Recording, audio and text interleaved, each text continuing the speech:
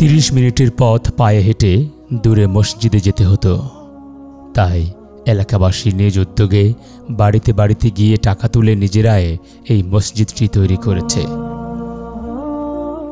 এখন নামাজ পড়তে অনেক সুবিধা হয়েছে, কিন্তু দিন দিন মুসল্লির সংখ্যা বৃদ্ধি পাওয়ায় মসজিদে এখন আর জায়গা হয় না। গ্রামবাসীরা সাহায্য তুলে এই গড়টর করছি।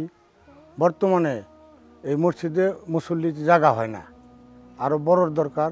এবং অজুখানায়ও মানুষ অজু করবা গেলে দাঁড়িয়ে থাকতে হয়। আমাদের একটা বিল্ডিং যদি কোনো ব্যক্তি করে দিত বা কোনো সংস্থা থেকে যদি করে দিত, তাহলে আমরা প্রাণ ভরে তার জন্য দোয়া করতাম।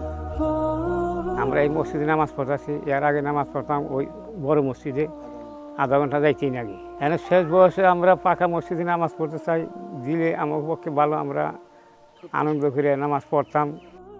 এই মসজিদে নেই ভালো টয়লেট, নেই সুন্দর উঁচু করার জায়গা।